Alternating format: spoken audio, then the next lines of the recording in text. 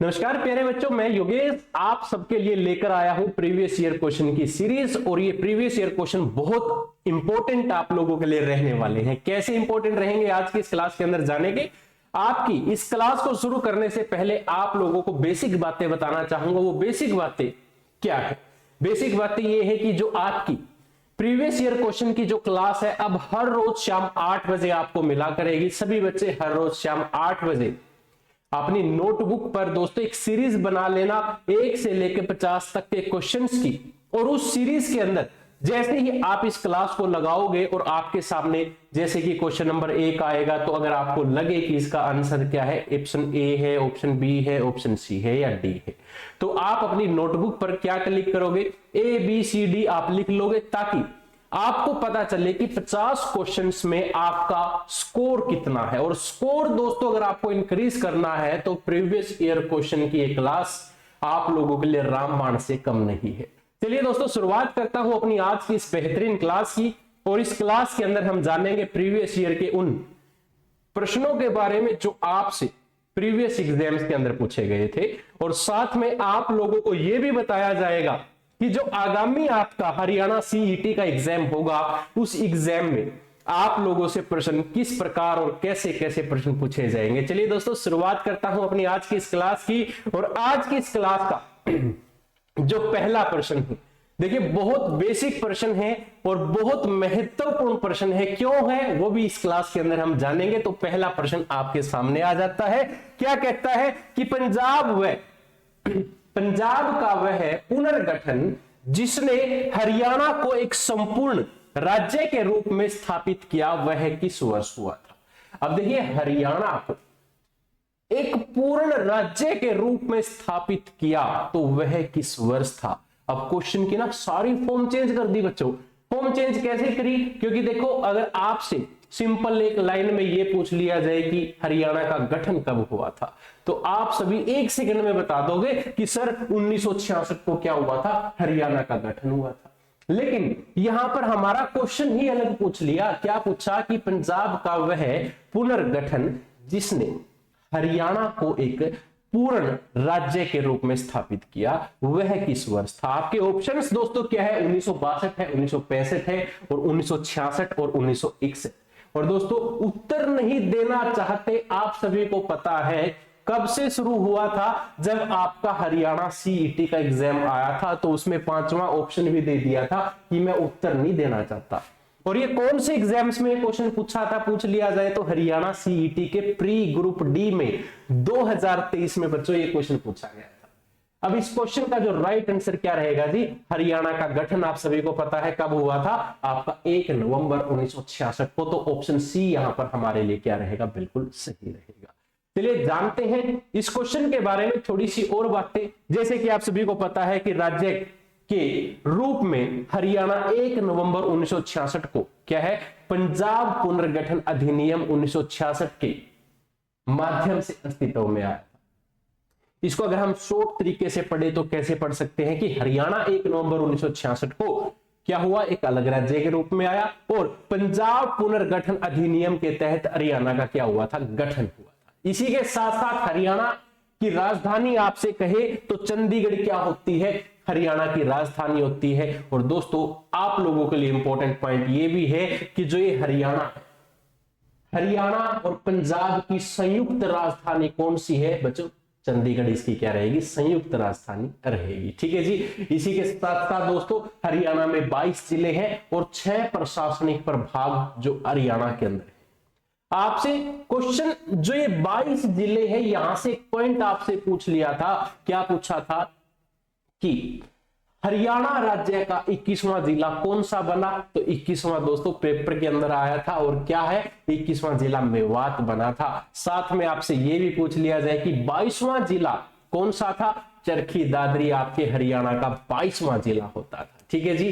चलिए शुरुआत करते हैं अपने आज के इस बेहतरीन प्रश्न के साथ। क्या कहता है कि हरियाणा में विधानसभा की सीटें कितनी हैं, तो 90 विधानसभा की सीटें हैं। लोकसभा की पूछ लिया जाए तो दोस्तों 10 लोकसभा की सीटें हैं। और राज्यसभा की आपकी कितनी है जी, 5 सीटें किसकी है, राज्यसभा की।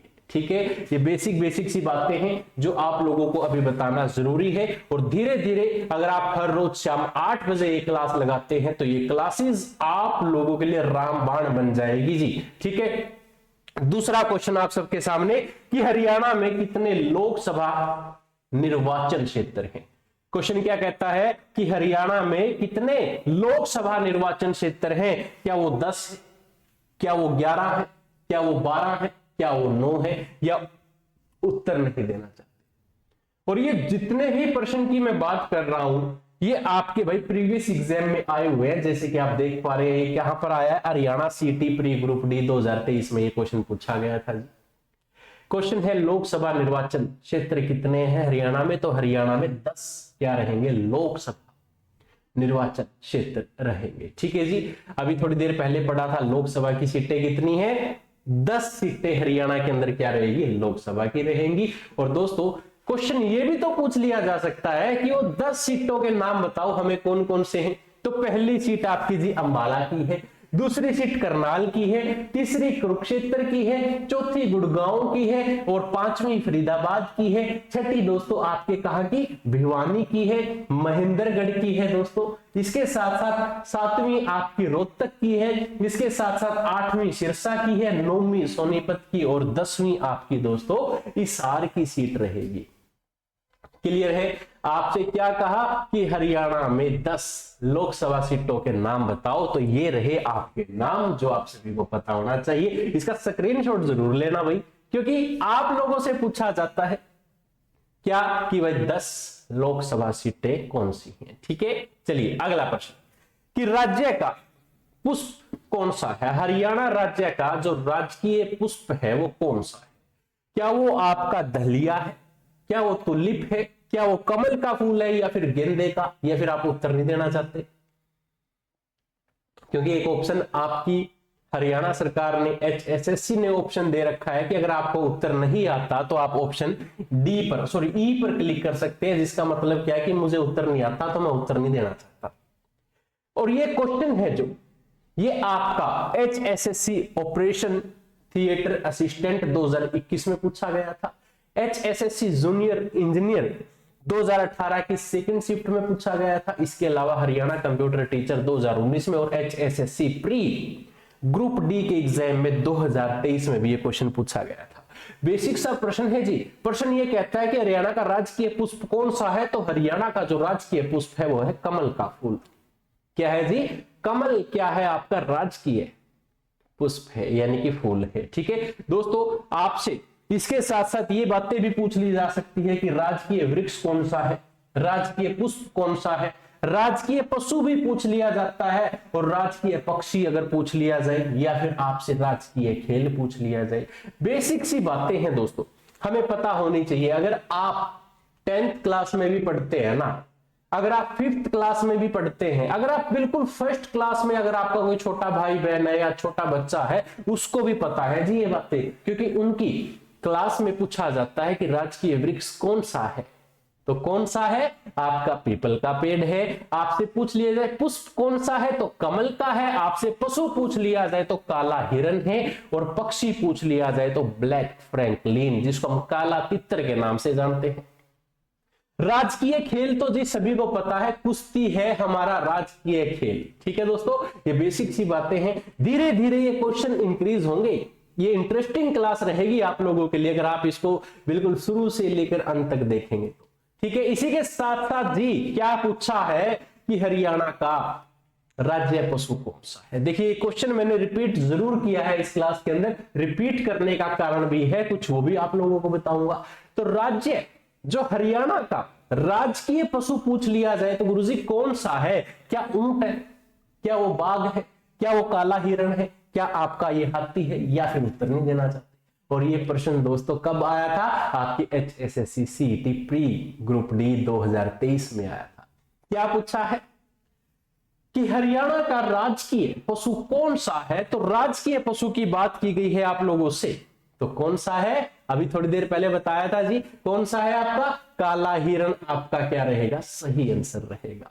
दोस्तों काला हिरण से कुछ पूछा जाता है जी कि हरियाणा का राज्य या फिर हरियाणा का राजकीय पशु काला हिरण है, सभी को पता है। इसी के साथ साथ काला हिरण को कृष्ण मृग भी कहा जाता है। क्या कहा जाता है? अगर आपसे पूछ लिया जाए कि काला हिरण का अन्य नाम बताओ तो आप क्या बताओगे जी? कृष्ण मृग के नाम से हम इसको जानते हैं। अगर आपसे ये दोनों ना पूछे, आपसे ये पूछ लिया जाए कि भाई हरियाणा के राजकीय पशु काला हिरण का वैज्ञानिक नाम बताओ, तो दोस्तों वैज्ञानिक नाम क्या है आपका? एंटीलोप सर्विकापरा इसका क्या है जी? आपका वैज्ञानिक नाम है। ठीक है, आपसे जैसे भी पूछ लिया जाए आप इसको आसानी से कर सकते हैं, क्योंकि सर आपको बता दिया गया है कि आपका काला हिरण को आप कृष्ण मृग के नाम से भी जानते हैं, और साइंटिफिक नेम पूछ लिया जाए तो वो आपका क्या है? आपका एंटीलोप सर्विकापरा। ठीक है, अगला प्रश्न। अब बात आती है गुरुजी काला हिरण हमें कहां पर मिलता है? तो ये सबसे पहले तो जी भारत के अंदर मिलेगा। ठीक है, दूसरा नेपाल में मिलेगा, तीसरा हमारे जो पड़ोसी देश की बात की जाए तो पाकिस्तान के अंदर भी ये मिलेगा। अब गुरुजी ये तो थोड़ा सा हाई लेवल हो गया कि भारत, नेपाल और फिर पाकिस्तान में मिलेगा। आपसे और क्या पूछा जा सकता है? भाई काला हिरण है ना, जो इसके सींग के बारे में क्वेश्चन आ सकता है गुरुजी। कैसे आ सकता है? कि काले हिरण के सींगों में छल्ले होते हैं। आपने देखा होगा तो काला हिरण वो छल्ले बने होते हैं, गोल गोल रिंग टाइप में होते हैं उसके सींग, है ना। तो और कहा जा सकता है कि 70 सेंटीमीटर लंबे सींग होते हैं जिसके। कभी भी किसी भी हिरण को देखोगे तो उसके सींग कैसे मिलेंगे? घुमावदार मिलेंगे। ठीक है, तो वो दोस्तों कितने मीटर लंबे होते हैं? तो 70 सेंटीमीटर क्या होता है? उनकी लंबाई होती है। इसी के साथ साथ आपको कह सकते हैं कि वयस्क नर काला हिरण कंधे पर लगभग 80 सेंटीमीटर लंबा होता है। ठीक है जी, इसके साथ साथ वजन की बात की जाए तो 32 से 43 किलोग्राम का क्या होता है जी? उसका वेट होता है। ठीक है दोस्तों, अगला पॉइंट इसी के साथ साथ कि काले हिरण के ऊपरी हिस्से का जो रंग पूछ लिया जाए तो कौन सा होता है? काला हिरण है, काले हिरण का जो ऊपरी हिस्सा पूछ लिया जाए तो भाई रंग काला होता है। निचला हिस्सा पूछा जाए और आंखें पूछ ली जाए तो सफेद, और जो आपकी कह सकते हो भाई सफेद घेरेदार जो चादर सी बनी होती है उनके ऊपर, ठीक है, सफेद धब्बे बने हुए होते हैं। तो दोस्तों ये आपका क्या है? काला हिरण रहेगा। इसी के साथ साथ दोस्तों काला हिरण पंजाब में पाया जाता है और भारत के आंध्र प्रदेश में भी पाया जाता है। और दोस्तों ये क्यों पाया जाता है? क्योंकि उनका भी ये क्या है? आपका राजकीय पशु है। काला हिरण किसका राजकीय पशु है जी? सबसे पहले हरियाणा का, क्योंकि हम हरियाणा जी के पढ़ रहे हैं। दूसरा जी हमारे पड़ोसी राज्य पंजाब का। तीसरा जी हमारे आंध्र प्रदेश का क्या रहेगा? ये राजकीय पशु रहेगा। ठीक है जी, चलिए इसी के साथ साथ दोस्तों जैसे कि आप सभी को पता है भाई इन हिरणों की जो संख्या है वो तेजी से कम हो रही है। और दोस्तों आपके वन विभाग ने या फिर आप कह सकते हो वन्य जीव संरक्षण ने क्या कह रखा है कि इनका शिकार नहीं करना, शिकार कर दिया तो जेल हो जाएगी। ठीक है, आप सभी को इस बात का पता भी होगा क्योंकि सलमान खान हमारे सुर्खियों में रहे थे। किस कारण? क्योंकि भाई हिरण का क्या कर दिया था? शिकार कर दिया था। इसीलिए आपकी भारतीय वन्य जीव अधिनियम के तहत काले हिरण के शिकार पर क्या लगा रखा है जी? प्रतिबंध लगा रखा है। ठीक है, अगला प्रश्न दोस्तों कि हरियाणा किस वर्ष पूर्ण राज्य बना? ये क्वेश्चन भाई रिपीट हुआ है आज फिर इस क्लास में। क्यों रिपीट हुआ है? कारण है जी क्योंकि इनकी डेफिनेशंस जो आपको मिलेगी वो अलग अलग मिलेगी। क्यों मिलेगी जी? क्योंकि भाई पेपर में ये थोड़ी ना पूछेगा आपसे कि हाँ हमें ये बताओ कि हरियाणा राज्य का गठन कब हुआ था। अब सभी बच्चों को पता है यार, छोटे से छोटे बच्चे से ही पूछोगा ना वो भी बता देगा कि हरियाणा राज्य का गठन कब हुआ था। आपकी 1966 में हुआ था। 1 नवंबर को हरियाणा दिवस मनाया जाता है। सभी छोटे से छोटे बच्चे को पता है क्योंकि आप हरियाणा के निवासी हो। तो हरियाणा के निवासियों को पता है कि हमारा हरियाणा पंजाब से अलग होकर 1 नवंबर 1966 को बना था। ठीक है, इसके अलावा कुछ और बातें भी हमें पता होनी चाहिए। कैसे? देखिए सबसे पहले तो भाई 1 नवंबर 1966 को क्या बन गया? आपका हरियाणा बन गया। लेकिन हरियाणा बनने के बाद हरियाणा को दोस्तों अलग क्यों किया गया था पंजाब से? अब पंजाब यार, अगर हम पंजाब और हरियाणा एक साथ होता तो शायद बहुत अच्छी डेवलपमेंट आपकी स्टेट बनती है। लेकिन इसको अलग अलग करने का कारण क्या था? अलग अलग का कारण जो था भाई भाषा और संस्कृति। क्यों? क्योंकि भाई आपकी हरियाणा आड़ता वही कड़ा है कि नहीं बोल लेंगे, ठीक है, और पंजाब साइड वाले हाँ जी किथे हो, तो दोनों की लैंग्वेज में क्या हो जाता है, डिफरेंस हो जाता है। और दोस्तों दोनों एक दूसरे से कम्युनिकेशन जो है अच्छे से नहीं कर पाते थे। तो इस कारण दोस्तों इसकी मांग उठाई गई थी कि हरियाणा और पंजाब को अलग कर दिया जाए, ठीक है। साथ में ही दोस्तों आपके पंजाब पुनर्गठन विधेयक या अधिनियम 1966 के तहत 1 नवंबर को हरियाणा अलग हुआ था। जब हरियाणा पंजाब से अलग हुआ, ये क्वेश्चन आपका पेपर में पूछ लिया जा सकता है क्या, कि जब हरियाणा पंजाब से अलग हुआ तो हरियाणा में कुल कितने जिले थे। प्रश्न बहुत इंपॉर्टेंट है। तो कितने जिले थे जी हरियाणा में, तो जब हरियाणा 1 नवंबर 1966 को बना तब हरियाणा में 7 जिले थे। 7 जिले थे जी, ठीक है। कैसे याद करोगे, घर जम्मू कश्मीर में। अगर ये ट्रिक आपको लगता है कि यार ये तो बहुत पुरानी हो गई, तो आप याद कर सकते हो महेंद्र जी का घर, महेंद्र से महेंद्रगढ़, जी से जींद, ठीक है, महेंद्र जी का से करनाल, और जी से गुरुग्राम, एच से हिसार, ए से अंबाड़ा, आर से रोहतक। तो आपका बन गया क्या कि 1 नवंबर 1966 को हरियाणा ये 7 जिले थे, ठीक है। बाकी आपको डिटेल्ड क्लास है जो वो भी प्रोवाइड करेंगे, लेकिन अभी के लिए इतना ही आप लोगों के लिए काफी है। अगला प्रश्न दोस्तों क्या कहता है कि निम्नलिखित में से कौन सा हरियाणा का राज्य पक्षी है।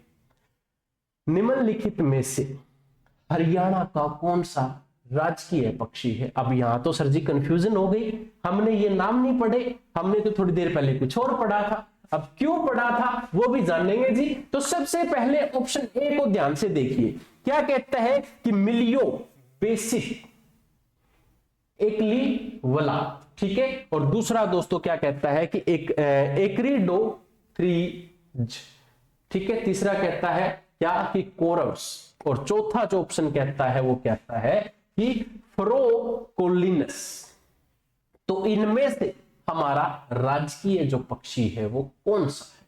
तो सबसे पहले तो ये प्रश्न है ना दोस्तों, ये हमारे हरियाणा के एग्जाम के एलडीसी एग्जाम 2019 में आया था इवनिंग शिफ्ट में। इसके साथ साथ ये HSSC deputy ranger forest department के एग्जाम में 2015 में पूछा था। ये हरियाणा पुलिस दुर्गा शक्ति का जो पेपर हुआ था 2021 में, उसके अंदर भी आया था, ठीक है। तो दोस्तों हरियाणा का राजकीय जो पक्षी है वो आपका क्या है, आपका फ्रोकोलिन्स, ठीक है। ऑप्शन डी दोस्तों आपका क्या है, बिल्कुल सही है। चलिए अगला प्रश्न इसी में दोस्तों क्या बन जाता है कि जो आपका ब्लैक फ्रैंकलिन है, क्या है, ब्लैक फ्रैंकलिन हरियाणा का राजकीय पक्षी जिसको हम काला तितर के नाम से जानते हैं जी। अरे सर हमें तो पता था कि काला तितर हम इसको बोलते हैं, तो काला तितर को इंग्लिश में बोल देते हैं जी ब्लैक फ्रैंकलिन, ठीक है। इसी के साथ साथ वैज्ञानिक नाम पूछ लिया जाए तो आपके सामने है जी, वैज्ञानिक नाम क्या कहता है, फ्रोकोलिनिस, जो आपका क्या रहेगा, वैज्ञानिक नाम रहेगा, ठीक है। अगला प्रश्न दोस्तों, हरियाणा में दूसरा सबसे बड़ा शहर कौन सा है। बेसिक प्रश्न है, क्या कहता है कि हरियाणा में, अब ये पॉइंट याद रखना कि दूसरा पूछा है जी, दूसरा सबसे बड़ा शहर कौन सा है। क्या दूसरा सबसे बड़ा गुड़गांव है, क्या दूसरा सबसे बड़ा फरीदाबाद है, या तीसरा आपका अंबाला, या फिर इस। तो हरियाणा में सबसे बड़ा जो दूसरा शहर है वो कौन सा है। तो प्यारे बच्चों सबसे पहले ये जानते हैं कि ये क्वेश्चन है जो आपके HSSC computer health service department morning shift में 2016 को आया था, ठीक है। लेकिन क्वेश्चन क्या कहता है, इसके ऊपर जरा ध्यान दीजिएगा कि दूसरा सबसे बड़ा शहर कौन सा है। देखिए मेरे हिसाब से बहुत सारे बच्चे गुड़गांव की तरफ क्या कर रहे हैं, क्लिक कर रहे हैं, ठीक है। और कुछ बच्चे शायद फरीदाबाद की तरफ भी क्लिक कर रहे होंगे, क्योंकि भाई वहां पर भी आप लोगों को सबसे ज्यादा जनसंख्या या फिर पॉपुलेशन देखने को मिलती है। दोस्तों दूसरा सबसे बड़ा शहर हरियाणा का कौन सा है, तो गुड़गांव है, जिसको हम किस नाम से जानते हैं, गुरुग्राम या गुड़गांव के नाम से जानते हैं। गुरु द्रोणाचार्य के नाम पर इस शहर को बसाया गया था। अब गुरु जी ये तो हमने पढ़ लिया कि हरियाणा में दूसरा सबसे बड़ा शहर गुड़गांव है, पहला कौन सा है, तो पहला आपका क्या रहेगा जी, फरीदाबाद। ठीक है, तो आपका हरियाणा में गुरुग्राम फरीदाबाद के बाद दूसरा सबसे बड़ा क्या रहेगा, शहर रहेगा। देखिए पहला कौन सा है, फरीदाबाद है, दूसरा कौन सा है, गुरुग्राम। ठीक है, 2011 की जनगणना के अनुसार फरीदाबाद का पहला और गुरुग्राम का दूसरा स्थान हुआ। ठीक है, क्योंकि पॉपुलेशन है जो आपकी कहां पर है, सबसे ज्यादा आपको कहां पर मिलेगी, फरीदाबाद। अगला प्रश्न दोस्तों, गुरुग्राम हरियाणा का औद्योगिक और वित्तीय केंद्र है। क्या है ये, औद्योगिक, क्योंकि आपको देखने को मिलता है सबसे ज्यादा जो उद्योग है कहां पर है जी, गुड़गांव के अंदर है। आपसे पूछ लिया जाए मारुति सुजुकी उद्योग कहां पर है, आप तुरंत पता है जी गुड़गांव के अंदर है जी। ठीक है, तो दोस्तों जितने भी हमारे करोड़पति लोग रहते हैं वो कहां पर रहते हैं, गुड़गांव में रहते हैं। अब मैंने क्या कहा, करोड़पति। अब आपसे ये पूछ लिया जाए क्या कि बिलियनियर सिटी किसे कहते हैं, तो गुड़गांव को कहते हैं।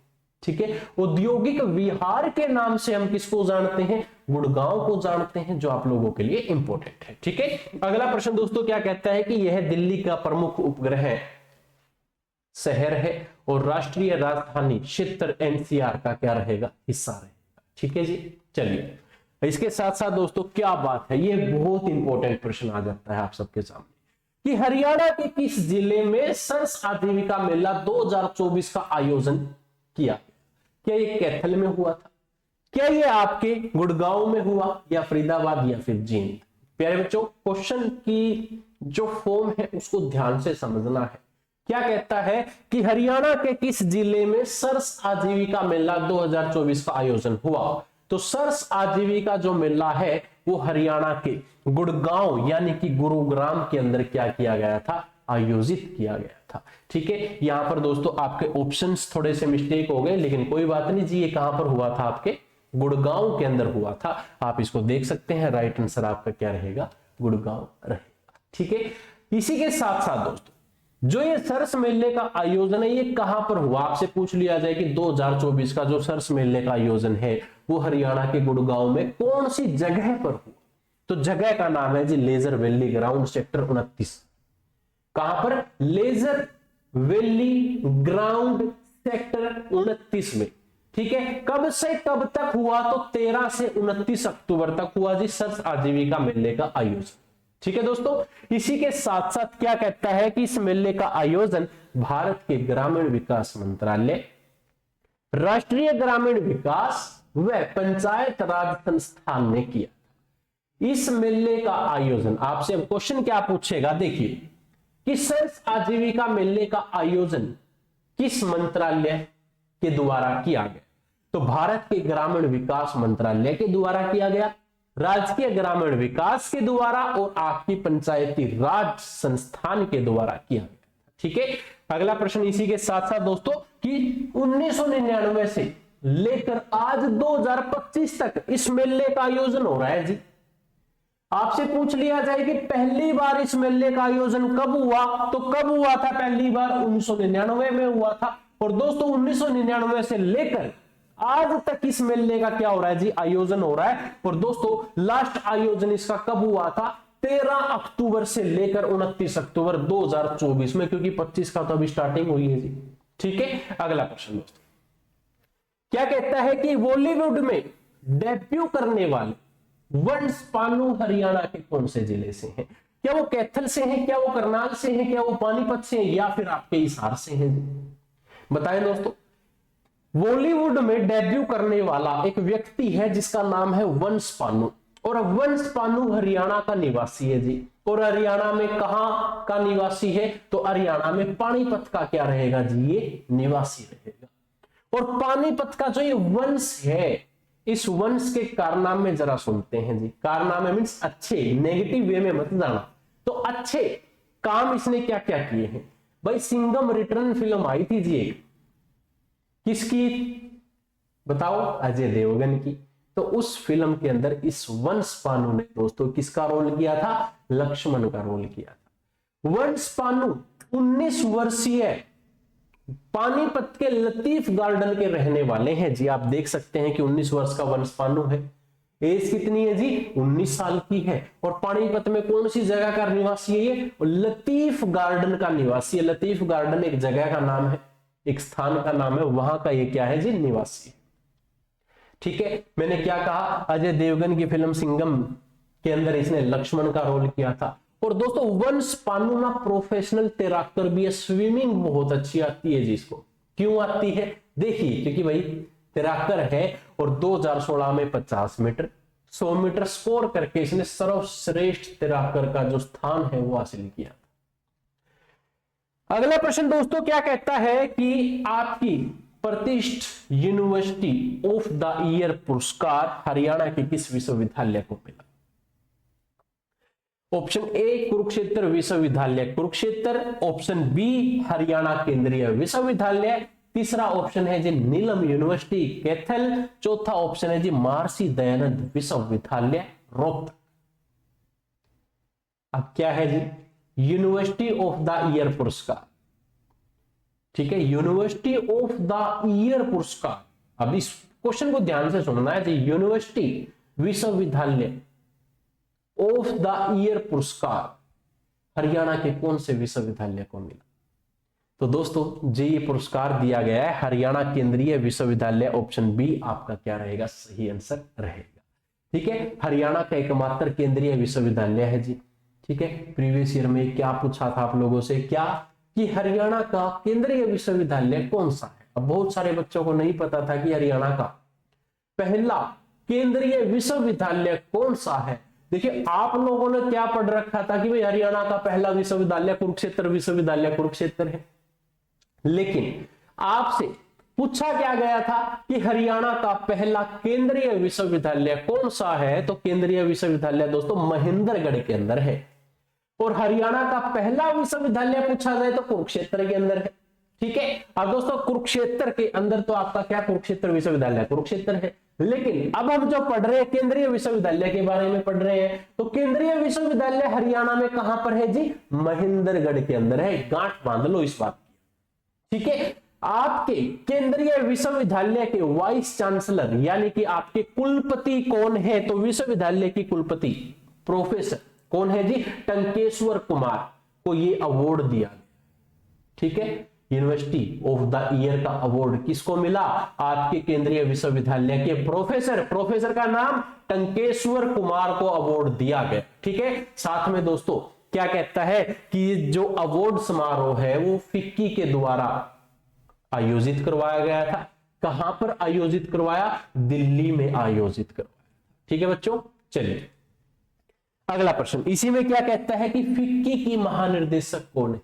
तो फिक्की की जो महानिर्देशक है वो है जी ज्योति विज। और भारत में ब्रिटिश उच्चायुक्त कौन है जी? Linde Cameroon. और इन दोनों के द्वारा ये अवार्ड दोस्तों कुलपति प्रोफेसर टंकेश्वर को दिया गया। अब इस पूरे पॉइंट को जरा ध्यान से देखें सभी बच्चे, आपको 3 से 4 क्वेश्चन इसमें देखने को मिलेंगे। सबसे पहला प्रश्न तो ये बन जाता है जी हरियाणा का पहला केंद्रीय विश्वविद्यालय कहां पर है? आंसर आएगा जी महेंद्रगढ़ के अंदर। दूसरा आपसे पूछा गया है कि केंद्रीय विश्वविद्यालय महेंद्रगढ़ के वाइस चांसलर जिसको हम कुलपति कहते हैं, कुलपति कौन है जी? प्रोफेसर टंकेश्वर कुमार। तीसरा प्रश्न आता है जी 2024 में यूनिवर्सिटी ऑफ द ईयर पुरस्कार किसे मिला? आपकी केंद्रीय विश्वविद्यालय को मिला। किसने दिया? तो भाई फिक्की की महानिर्देशक ज्योति विज और उच्चायुक्त लिंडे कैमरून ने दिया। किसको दिया? आपके प्रोफेसर टंकेश्वर कुमार को दिया। ठीक है जी, चलिए अगला प्रश्न। ये भी प्रश्न भाई बहुत अच्छा प्रश्न है और वेरी वेरी इंपॉर्टेंट प्रश्न। मैं दावा करता हूं जो बच्चा हर रोज 8 बजे ये क्लास लगाएगा उसको दोस्तों कहीं भी जाने की जरूरत नहीं है, क्योंकि जितने भी प्रश्न आएंगे हमारी इन्हीं क्लास से आएंगे, दावे के साथ कहते हैं जी। तो क्वेश्चन क्या कहता है कि तितलियों की कितनी प्रजातियां हरियाणा के कलेसर नेशनल पार्क में पाई गई है? तो तितलियों की कितनी प्रजातियां जी पाई गई है? क्या वो 96 प्रजातियां हैं? क्या वो 125 है? क्या वो 90 है? क्या वो आपकी 20 प्रजातियां हैं? तितलियां, देखो बचपन में हमने जरूर खेल रहे होंगे, तितलियों को पकड़ते थे, फूल के ऊपर बैठी हुई हो तो उसको उड़ा देते थे, हाथ में देखते थे तो उसके जो फूल के रस चूसती थी वो उसका रस हाथ में भी चिपक जाता था। तो दोस्तों ये उन्हीं तितलियों की बात की जा रही है। तो दोस्तों कलेसर नेशनल पार्क में हमें कितनी तितलियां पाई हैं जी? 96 तितलियां पाई हैं। ऑप्शन ए हमारा क्या है? बिल्कुल सही है। दोस्तों अब तितलियों की रिसर्च किसने कर ली जी? अब तितलियां क्या एक एक काउंट की थी और किसने की थी जरा बताएं। देखो सबसे पहले तो जो एक कलेसर नेशनल पार्क है हमारे हरियाणा का नेशनल पार्क है, और ये कलेसर नेशनल पार्क जो आप देख रहे, इस सिर्फ नेशनल पार्क को याद करो। आपसे यह पूछ लिया जाए कि हरियाणा में कुल कितने नेशनल पार्क? हरियाणा में कुल कितने नेशनल पार्क है जी? 2 नेशनल पार्क है जो आप सबको पता होना चाहिए। पहला तो कलेसर नेशनल पार्क है जो कहां पर है जी? यमुनानगर के अंदर। दूसरा सुल्तानपुर नेशनल पार्क है। मुझे कमेंट करके जरूर बताओगे आप सब कि सुल्तानपुर नेशनल पार्क हरियाणा के कौन से जिले में है। और जो हमें ये तितलियां पाई है दोस्तों वर्तमान 2025 में यहां पर कितनी प्रजातियां मिली हमें? तितलियों की 96 प्रजातियां मिली हैं। और इससे पहले कितनी प्रजातियां होती थी? तो 35 प्रजातियां होती थी बच्चों। कितनी होती थी? 35। चलिए जानते हैं जी। आपकी कुरुक्षेत्र विश्वविद्यालय की एक शोधार्थी है जिसका नाम है विदिशा गुप्ता। विदिशा गुप्ता ने 2 साल तक सर्च किया है, रिसर्च किया 2 साल तक। कहां पर? यमुनानगर के कलेसर नेशनल पार्क में। और इसने देखा कि यहां पर कितनी तितलियां हैं? 96 प्रजातियों तितलियों की। ठीक है, वर्तमान 2025 में 96, लेकिन पहले पूछ लिया जाए कितनी थी? 35 प्रजातियां हमें पाई जाती थी। दोस्तों अगला प्रश्न आप सबके सामने क्या कहता है कि ऐतिहासिक चौबीसी चबूतरा किस स्थान पर है? आपका चौबीसी चबूतरा है जी। इस चबूतरे से रिलेटेड भाई इतिहास में ऐसे ऐसे प्रश्न बनते हैं। जब आप हिस्ट्री की क्लास लगाओगे तो चौबीसी चबूतरे के बारे में आप लोगों को डिटेल में बताएंगे। अभी के लिए आपसे सिर्फ ये पूछा है कि ऐतिहासिक चौबीसी चबूतरा हरियाणा में कहां पर है? क्या वो महम में है? क्या वो सफीदों में है? क्या वो कलानौर में है? क्या वो खरखोदा के अंदर है? हाँ जी प्यारे बच्चों, ऐतिहासिक जो हमारा चौबीसी चबूतरा है ये महम के अंदर है। महम कहां पर है गुरुजी? रोहतक के अंदर है। तो रोहतक जिले के महम में चौबीसी चबूतरा है। ठीक है, समझ गए सभी बच्चे। इसी के साथ साथ यहां खाप का नाम है जिसको महम चौबीसी के नाम से जानते हैं। इसका नाम पूछ लिया जाए तो खाप का नाम भी इसको हम कह देते हैं जी। ठीक है, महम चौबीसी चबूतरे पर अंग्रेजों ने कई स्वतंत्रता सेनानी को क्या दी है जी? फांसी दी है। जो भी स्वतंत्रता सेनानी होते थे अंग्रेज क्या करते थे? रोहतक के हाँ जी चौबीसी चबूतरे पर उनको फांसी दे देते थे। इसी के साथ साथ दोस्तों यहाँ की मान्यता भी है। मान्यता क्या है कि यहाँ लिया गया फैसला अगर पूरा नहीं किया जाता तो क्रांतिकारियों की आत्माएं सोने नहीं देती थी। ठीक है, जो क्रांतिकारी यहाँ पर मान लो आपने फांसी टांग दिया, वो मर गया। ठीक है, मरने के बाद उसकी आत्मा वहीं पर रहती थी, ऐसा माना जाता है, लेकिन रियल नहीं है। ठीक है, रियल अगर होगा तो दोस्तों मान्यताओं के अनुसार हम चलेंगे, HSSC एग्जाम्स के अकॉर्डिंग हम चलेंगे। ठीक है, तो उनकी क्रांतिकारियों की आत्मा दोस्तों सोने नहीं देती थी कि वह जो काम करना है वो करना है, सोना नहीं है। ठीक है दोस्तों, महम चौबीसी के चबूतरे पर दिया जलाकर ही कोई भी नेता नामांक दाखिल करने जाता। नामांक दाखिल करने का मतलब वह चौबीसी चबूतरे पर जो भी इनकी पंचायत होती थी या ये हमारे स्वतंत्रता सेनानी होते जो निर्णय लेते थे या जो भी किसी भी चीज को ये करने की सोचते थे तो वहां पर दोस्तों एक दिया जरूर जलाते थे उन क्रांतिकारियों के नाम पर जिनको दोस्तों फांसी दी गई थी। ठीक है, अगला प्रश्न है जी, हरियाणा विकास पार्टी की स्थापना किसने की? और मोस्ट इंपोर्टेंट प्रश्न है जी, हरियाणा के क्लर्क एग्जाम में पूछा गया था, क्योंकि ये जो हरियाणा विकास पार्टी है दोस्तों बहुत इंपॉर्टेंट प्रश्न बनता है, क्योंकि ये व्यक्ति हमारे हरियाणा के लिए बहुत इंपॉर्टेंट है। क्या वो बंसीलाल है? क्या वो देवीलाल है? क्या वो भजन लाल है? या फिर भगवत दयाल शर्मा? मेरे बच्चों, हरियाणा विकास पार्टी की जो स्थापना है वो किसने की थी? आपके हरियाणा के पूर्व मुख्यमंत्री श्री बंसी लाल के द्वारा की गई थी। और बंसी लाल ने इस पार्टी की स्थापना क्यों करी थी भाई?